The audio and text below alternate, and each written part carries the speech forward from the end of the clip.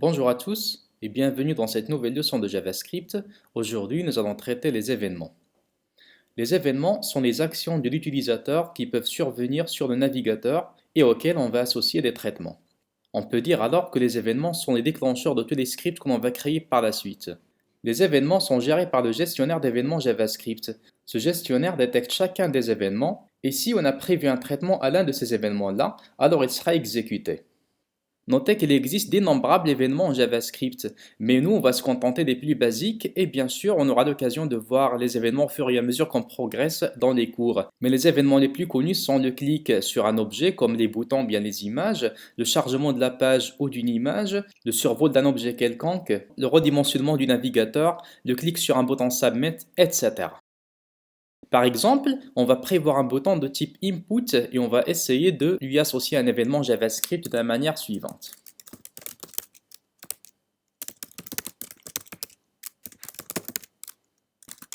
Maintenant que nous avons créé notre bouton, il suffit de lui associer un événement pour dire au JavaScript si l'événement est détecté sur cet objet-là, alors une action va s'en suivre. Dans notre cas, on va prévoir l'événement click, c'est-à-dire le fait de cliquer sur ce bouton va donner lieu à l'exécution du code JavaScript souhaité. Alors on va procéder de cette manière. On va mettre on click égale. Maintenant, on click, il va tout simplement demander au gestionnaire d'événements de prendre en considération l'événement click qui peut survenir sur le bouton courant. Entre les guillemets, ce qui est autorisé à mettre, c'est seulement de la syntaxe JavaScript. Si vous vous rappelez bien, lors de la séance des bases de JavaScript, j'ai dit que pour intégrer un script JavaScript, on met ça généralement entre les balises script et /script, mais ce n'est pas la seule méthode de le faire. Justement, si vous déclarez un événement sur un objet, vous pouvez intégrer votre code directement entre les guillemets de cette manière. Par exemple, là, je vais mettre alerte et je mets ici bonjour. Ça veut dire le fait de cliquer sur le bouton courant va exécuter l'instruction JavaScript suivante, c'est tout simplement l'affichage du message bonjour dans une boîte de dialogue alerte. Alors j'exécute maintenant pour voir le résultat. Bon, le bouton il est là. Il suffit de cliquer et j'ai maintenant le message qui s'affiche. Alors vous avez bien remarqué que le fait de cliquer sur le bouton, c'est le déclencheur de l'événement click, à la suite duquel un code JavaScript sera exécuté aussitôt. En réalité, ce n'est pas la seule manière de déclarer un événement. Il y a plusieurs autres méthodes que l'on peut faire, comme par exemple associer un événement directement à un objet sur le DOM, ou bien carrément gérer ce qu'on appelle le flux de propagation des événements, mais ce sont des méthodes que l'on va voir un peu plus loin en JavaScript. Pour le moment, on va se contenter de la méthode suivante, c'est-à-dire un gestionnaire d'événements local sur l'objet courant. Maintenant, nous avons vu l'événement click, c'est-à-dire que si on clique sur le bouton, l'instruction JavaScript suivante sera exécutée. Bon, on peut d'ailleurs changer l'événement, on va mettre par exemple on mouse over. Vous avez remarqué que j'ai capitalisé le M et le O, mais ce n'est pas demandé parce que n'oubliez pas que ça reste un attribut HTML, ça veut dire que ça ne vérifie pas vraiment la caisse, mais juste question de lisibilité, bon, vaut mieux mettre les mots comme ça en capitalisé pour dire que c'est une association de plusieurs mots-clés. En mouse over, ça veut dire que si je survole l'objet, c'est-à-dire si je mets le curseur de la souris sur l'objet bouton, dans ce cas, alors le message bonjour sera exécuté. Bon, je vais actualiser. Maintenant, il suffit de passer au-dessus du bouton et directement vous aurez l'événement qui est détecté, bien sûr à la suite duquel il y a un code JavaScript qui vient de s'exécuter. Donc là, vous avez remarqué que j'ai intégré directement mon script à l'intérieur des guillemets. Bon, parce que c'est un petit script, alors ça pose aucun problème. Mais si ça contient beaucoup d'instructions, dans ce cas, le code deviendra beaucoup plus encombrant et ce n'est pas une bonne chose. Alors ce qu'on va faire, c'est tout simplement déclarer nos instructions au sein d'une fonction JavaScript que l'on appellera à la suite de l'événement. Par exemple, là, imaginez que la fonction que je vais déclarer s'appelle f, tout court.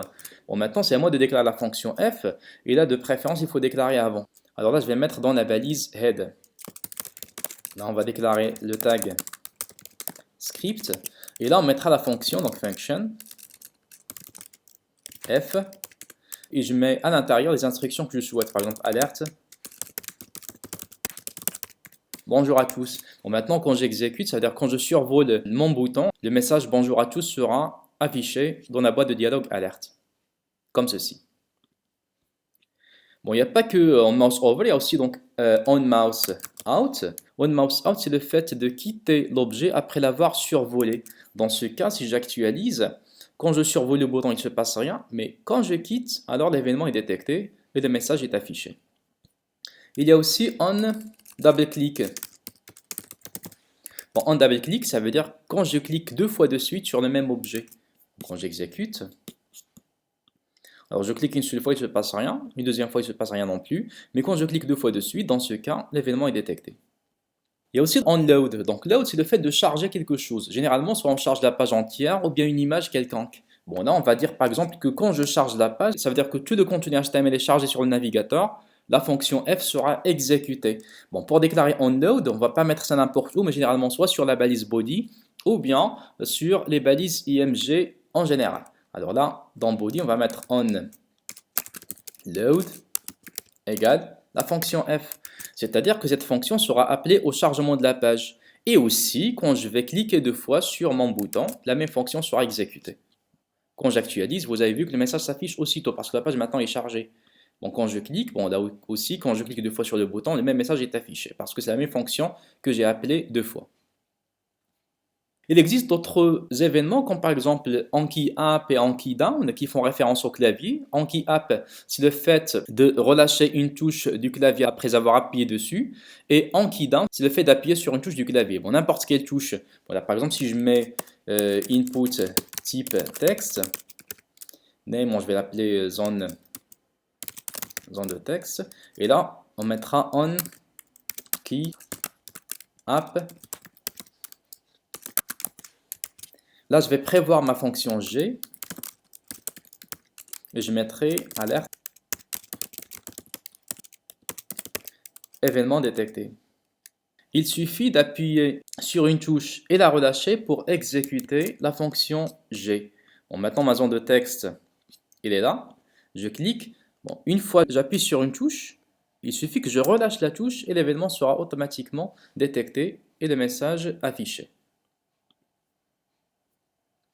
Il y a aussi l'événement onFocus qui permet de détecter si un champ est activé pour l'écriture, par exemple une zone de texte pour écrire dedans, il faut d'abord cliquer dessus ou bien directement passer à travers la touche tabulation pour accéder à ce champ afin de pouvoir le saisir. Dans ce cas, si le champ est activé, ça veut dire qu'il est prêt à être saisi. Dans ce cas, l'événement focus est détecté. Blur, c'est le fait de quitter le champ qui a été activé. Mouse Move, il détecte le moindre changement de l'emplacement du curseur de la souris. C'est-à-dire si vous faites bouger votre souris, alors dans ce cas, Mouse Move sera aussitôt détecté. Il existe aussi Change qui permet de détecter le changement, généralement des zones de texte ou bien des listes de sélection qui contiennent par défaut une valeur. Si vous changez cette valeur à une autre, dans ce cas, l'événement Change sera détecté. Resize permet de détecter le moindre changement des dimensions de la fenêtre de navigation. Submit permet de détecter le clic sur n'importe quel bouton de type Submit d'un formulaire. Mais comme j'ai dit au début, il existe d'innombrables événements en JavaScript. D'ailleurs, il y a même des événements qui sont dédiés à des applications particulières, comme par exemple le drag and drop, qui contient ses propres événements comme drag start, drag over, drag enter et drop, etc. Mais on aura bien sûr l'occasion de découvrir tous ces événements en détail au fur et à mesure qu'on progresse dans les cours. Merci pour votre attention et à la vidéo prochaine.